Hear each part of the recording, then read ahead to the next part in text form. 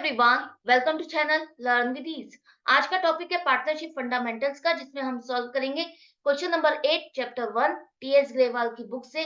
Class 12 accounts online sessions online classes के लिए आप मुझे व्हाट्सएप कर सकते हो इस नंबर पर अपना नाम और क्लास।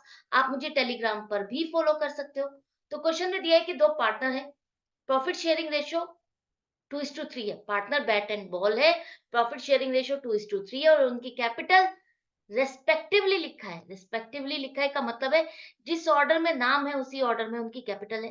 तो बैट की कैपिटल 1,20,000 है और बॉल की कैपिटल 60,000 है।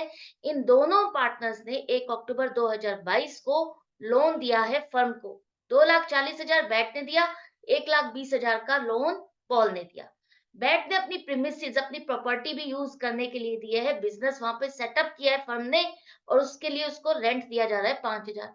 पूरे साल में हमें लॉस हो गया 9,000 का। अब आपको डिस्ट्रीब्यूशन दिखाना है कि प्रॉफिट है या लॉस है, डिस्ट्रीब्यूट कैसे होगा। तो सबसे पहले तो समझो कि दोनों पार्टनर्स ने जो लोन दिया है वो लोन पर इंटरेस्ट जो दिया जाएगा या नहीं दिया जाएगा, यहाँ पर कुछ भी मेंशन नहीं है, सिर्फ ये लिखा है लोन दिया है। इंटरेस्ट देना है या नहीं देना, देना है तो किस रेट से देना है, कुछ भी क्लियर नहीं है यहाँ पर। तो हम क्या करेंगे, आपको पता है अगर यहाँ पर कुछ भी नहीं लिखा और पार्टनर्स ने लोन दिया है तो उस केस में हम उनको इंटरेस्ट ऑन लोन देंगे ही देंगे, चाहे यहाँ लिखा हो या ना लिखा हो, चाहे पार्टनरशिप डीड हो या ना हो।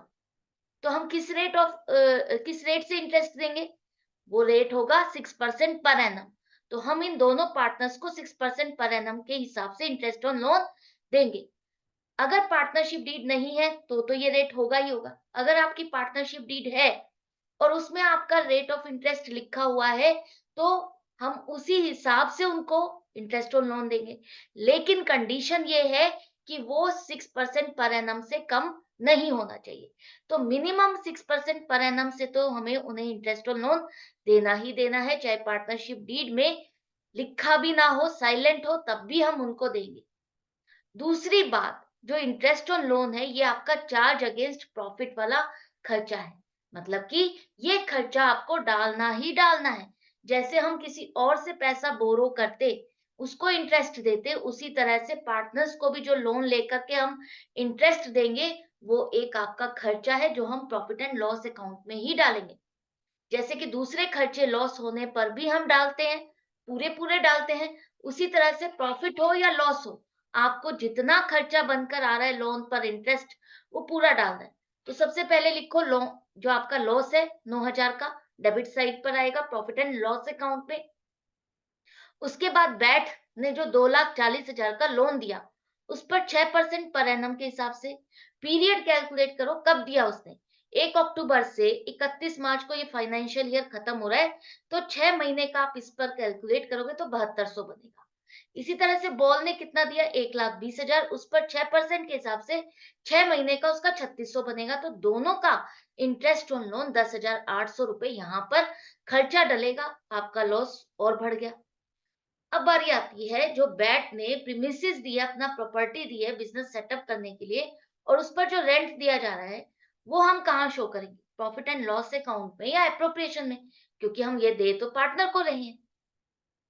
चाहे आप इसे पार्टनर को दे रहे हो, जैसे आप बाहर किसी से प्रॉपर्टी रेंट पर लेते हो उस पर रेंट देते हो, उसी तरह से अगर आपने पार्टनर से उसकी प्रॉपर्टी ली है और उसको रेंट दिया जा रहा है, वो आपका दूसरे खर्चों की तरह प्रॉफिट एंड लॉस अकाउंट में दिखाया जाएगा। चार्ज अगेंस्ट प्रॉफिट ये खर्चा है जिसे आप प्रॉफिट हो या लॉस हो दोनों कंडीशन में यहीं पर ही दिखाओगे। तो टोटल खर्चा 12 महीने का रेंट का 60,000 का यहाँ दिखाओ। इससे रिलेटेड जो इंपॉर्टेंट पॉइंट है उसे ध्यान से सुनो।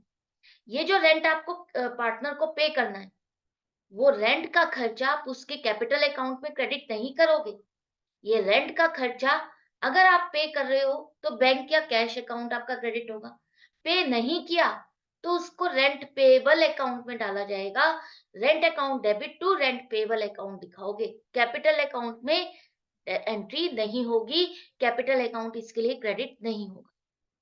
अब ये खर्चा भी डाल दिया आपने तो लॉस हो गया अब आपका 79,800 का।